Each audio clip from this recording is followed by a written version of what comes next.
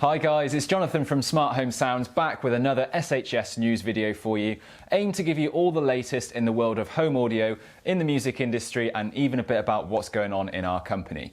We've got a juicy one for you today as it's been a little while since our last episode. So we've got new products from Bowers & Wilkins, some new features to chat about, and exciting gossip about Sonos.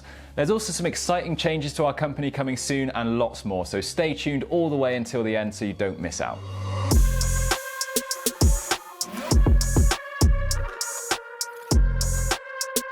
So let's kick off the video with some exciting news about Sonos. It's already been confirmed for a little while, but just in case you weren't already aware, we're really excited about the upcoming partnership with Sonos and Audi. Audi's upcoming all-electric Q4 e-tron model will feature Sonos speakers built into the car on Vorsprung versions of the Q4 and above as standard, and as an optional extra as part of their comfort and sound pack on other versions. It will feature 10 speakers in total, packing a total power of 580 watts with the aim of creating a 3D surround sound effect by putting the driver in the center of the action of like a U-shaped stage. This is a first step for Sonos into the automotive industry, and when you think about the fact Sonos have worked especially hard on getting audio to more areas than just the home, with the addition of their portable speakers and their rumoured headphones, it's clear Sonos want to be a brand that's seen everywhere. It's already got us asking some questions about how this will integrate with your existing Sonos system at home. So will it have the same sound swap feature that we've seen in the recently released Sonos Roam, where you can play the music on your speaker and then swap the sound to the most nearby speaker? Will it be able to access the My Sonos screen from the Sonos app? Very interesting partnership and one we would love to test. All I need to do now is ask Audi very nicely to see if they would lend us one to test out. So Audi, if you're watching. Sticking with the world of Sonos, they've recently added the ability to adjust the volume of the Dolby Atmos height channels in the Sonos Arc soundbar. Following some customers reporting that their height channels were too quiet or a bit intense, Sonos have added this feature so that you can tailor it to your preferences. I can see this being quite useful for people with extra high ceilings, as the sound has got further to travel and it might need an extra punch to hear the effects more clearly, or for those that are finding the height channels are overpowering the other drivers in the Arc. Make sure you're using the Sonos S2 app and have updated to the latest version to benefit from this feature. If you're not familiar with the Arc and Dolby Atmos height channels, that might have all gone over your head. Sorry, that was a terrible joke. There's also been rumours of Sonos working on a pair of in-ear headphones. So last year, Sonos filed a patent for wireless headphones and various drawings came to light about what Sonos headphones might look like. But so far, nothing has been confirmed, and patents don't always mean the products will actually come to the market anytime soon. So according to a report from Dave Zatz, the gist of the patent relates to novel charging approaches, methods to efficiently extend playtime via something like detachable battery plates. But beyond those technical considerations, which seem like they could be somewhat fussy in the real world, we very clearly see two styles of potential Sonos earbuds and three charging case approaches, including what looks to be a USB-C input. Maybe they're able to be used while still charging, which would be a massive advantage over the Apple AirPods. Looking at the associated image, I can't say I'm a massive fan of how they look, so I'm hoping that they would look much better in real life. Of course, this might just be a Sonos bamboozlement to throw us off the scent of what they're really working on, and it wouldn't be the first time we've got hyped about something that's yet to come to the market, so we'll have to wait and see on that one. So I promise we've got more than Sonos to talk about, but they've been pretty busy lately. So the last Sonos news to touch on is that it looks like we're getting a refreshed One SL, which is the speechless version of the Sonos One. So the main change is a more efficient wireless radio, and the base of the speaker has removed unnecessary plastics and stickers, as well as the packaging being more in line with how the Roam is packaged with cardboard. I must say I was very impressed with the packaging of the Roam, which maintained a good balance between hard wearing, sustainable, and just small enough to fit the Roam perfectly. So I am glad we're seeing efforts by Sonos to become more sustainable as a company, and I'm hoping that they continue this approach with the rest of the Sonos range and their future products. It's worth noting that this new One SL will only be supported on the S2 app, but don't worry, there's no new features and it sounds exactly the same, so if you have One SLs already, there's absolutely no need to replace them. At the moment, it looks like this is only in the US currently, but it will soon come to the UK and it won't be titled as a different product. Moving on to some new product additions from other manufacturers then, so we've got some updates to Bluesound's lineup. Now, Bluesound have disrupted the Sonos market by offering a step up from Sonos in terms of audio quality and added features like high-res support and Bluetooth on all models, albeit at a slightly higher price point.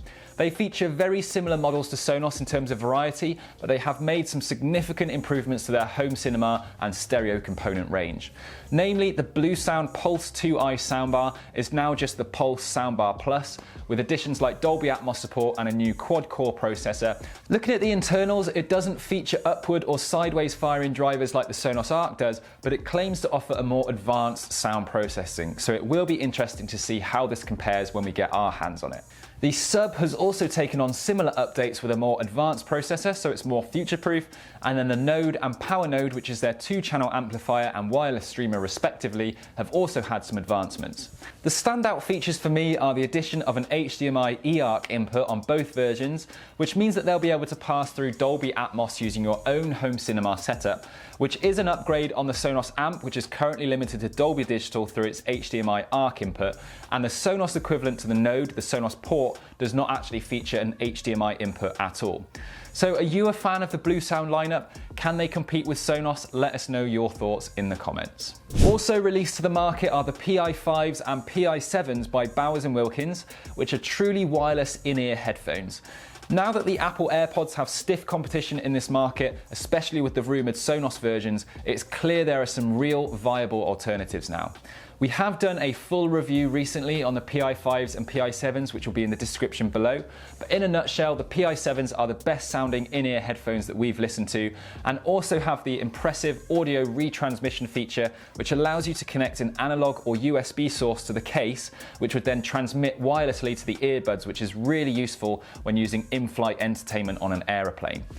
The PI7s also get adaptive noise cancellation, so it will automatically adjust the level of noise cancellation to suit the environment at the time, as well as a 20-hour battery life, IP54 weather rating, and voice assistant integration. They're definitely worth a look if you're after a pair of premium wireless earbuds and are open to explore alternatives to the Apple AirPods from a really established brand. I've already ditched my AirPods Pro in favour of the PI7, so see ya, Apple. Next up, Apple Music has been working on their own implementation of lossless audio on their streaming service. It's said to be virtually indistinguishable from the original studio recording, and it'll be coming to all existing users of the service without needing to upgrade the subscription. You'll probably need to have fairly well-trained ears to notice the difference, but the peace of mind will be enough for a lot of users like me.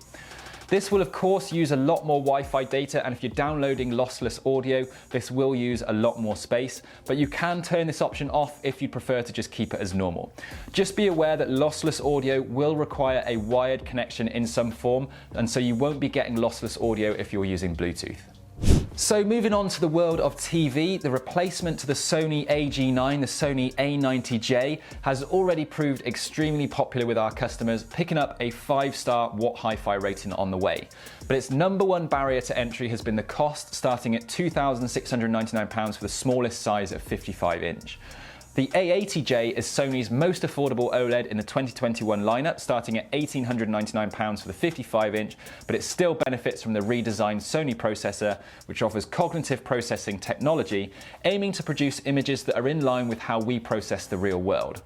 It takes on a brand new Google TV interface, moving away from its previous Android TV, a new centre of entertainment Bravia core, full HDMI 2.1 support with 4K 120 FPS, and many more upgraded features that are worth checking out if you're in the market for a new OLED TV.